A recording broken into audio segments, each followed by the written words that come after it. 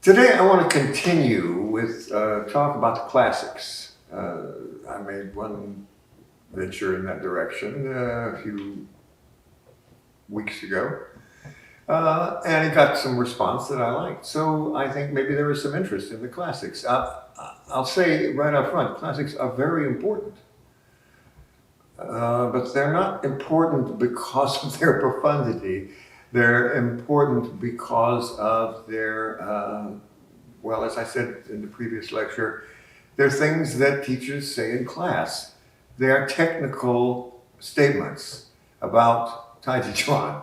I mean, the only ones that aren't technical completely are obvious. There's one that says, from this, well, this has a little bit of technique to it, but it says from the statement, 4 ounces deflects 1,000 pounds, we can see the technique is not done with strength. And from watching an old man defeat a crowd of young people, we can see it is not due to swiftness.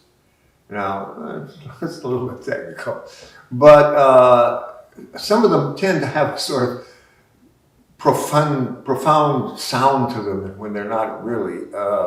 Well, okay, I'll give you an example. There's one that was translated. Oh, by the way, the translation that you're most likely to see is the one that was done by, I guess the attribution is Low and Amacker. See my name on there.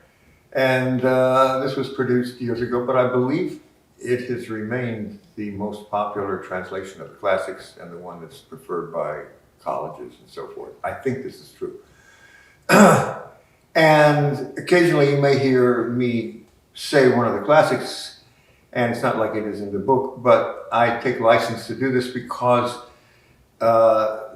we had a real division of labor in making that book, putting that book together. And I don't even speak Chinese, but it was my job to understand exactly what was happening and to pay attention on the most technical level and make sure that nothing in the translation actually broke any sort of correct rules. And other than that, we followed rules like we wanted them to be economical as possible, even though that's very difficult when translating Chinese. But we wanted them to preserve a poetic quality. So in other words, my part of the thing was rendering them into English. So since then, I've taught for over 40 years since then. And I've come to understand some of them a little more deeply than I did when the original translation was made. So you may hear me sort of change the translation or just speak it very colloquially. So please give me a license to do this because, like I say, the most likely official translation you're going to see is the one I did in the first place. For instance, there's one, I think I used the word originally. Originally, Taijiquan means giving up the self to follow others. Well, I would say now, fundamentally. You can see how that might have come out originally, but originally sort of implies that we used to do that and then we don't do it anymore. But no, it's more like it's the origin of something. So it's very fundamental to the thing. So the fundamental thing that is the actually origin of like Taijiquan technique. Well, that was the real meaning of it, but that's too many words, so we need to select something. And anyway, it means giving up the self to follow others. Now, as an example of how these classics can be misinterpreted, I heard a wonderful interpretation of this classic. The whole classic here, the relevant part is, fundamentally, Taijiquan means giving up the self to follow others, but some mistakenly give up the near to seek the far. So I had a wonderful interpretation of this, which is that this expresses the kind of, Chinese idea that you shouldn't try to stand out, but you should just accept like the will of the, everybody's doing it. It's sort of like it's all like big families put to do things. So this was his interpretation, not mine, remember.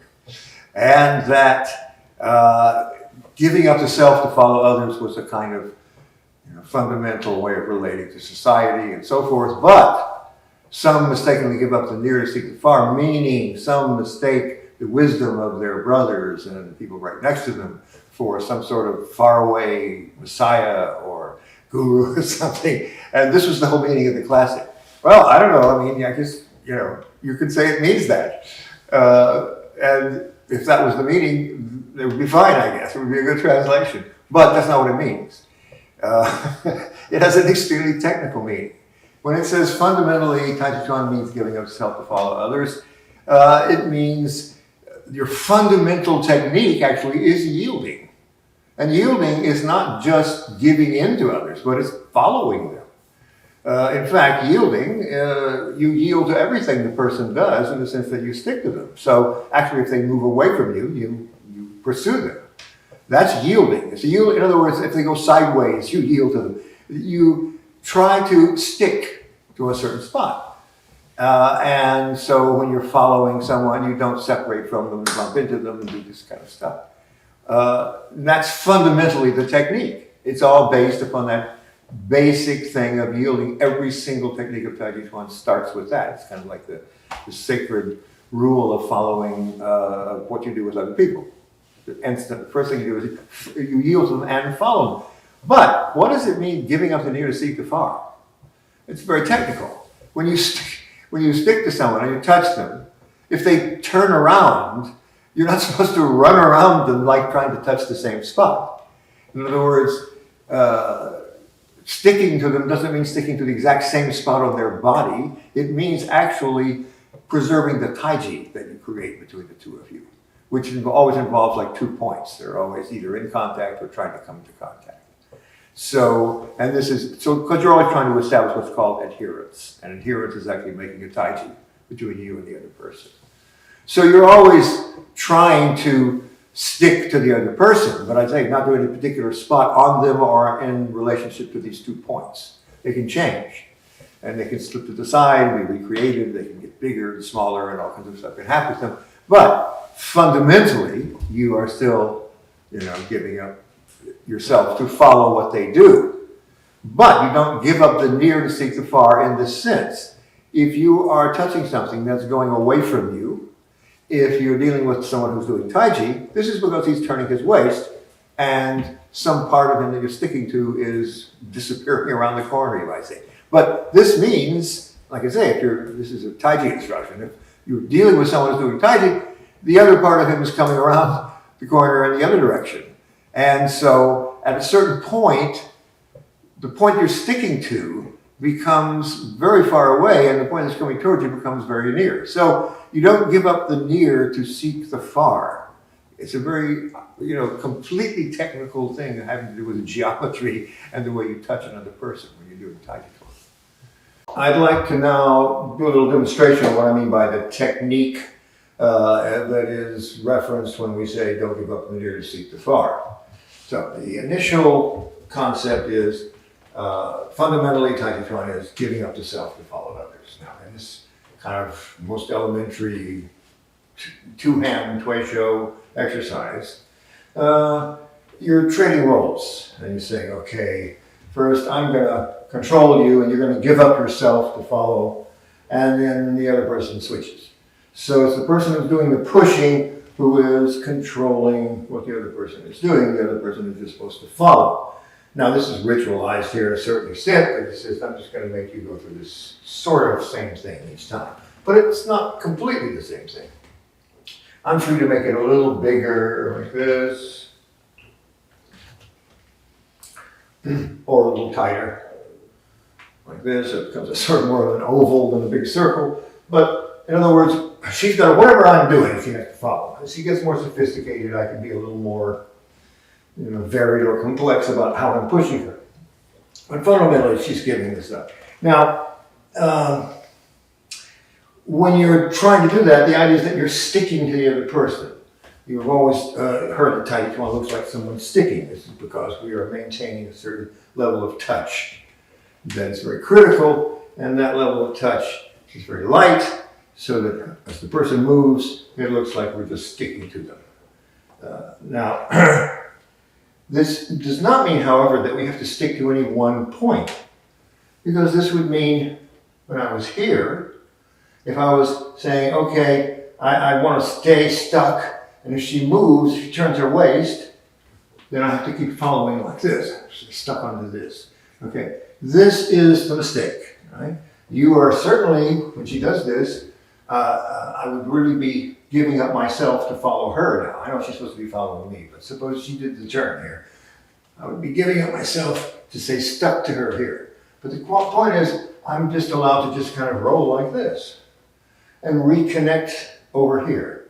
So we have a Taiji here, and it sort of rolls out of the way, and we have a Taiji here. So both of us are rolling at the same time, and so it's sort of like two balls like rolling on each other like that. So instead of one sticking to the other, and when it turns, just trying to follow it around, they're allowed to go like this. So we stay in contact with the Taijis involved. And that's, as long as we don't give that up, we're not accused of anything violating technique. But giving up the near to seek the far means, as I follow her around, the other side of her is becoming disturbingly near. And so what actually happens is there's a center line between us, like this.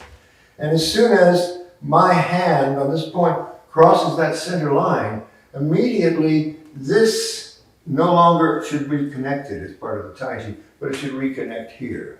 So it's this point in which we have to really step. So here I've given up the near to seek the far, and that's produced the error on my part. Now that was an example of what I mean when I say classics are just things teachers say in class.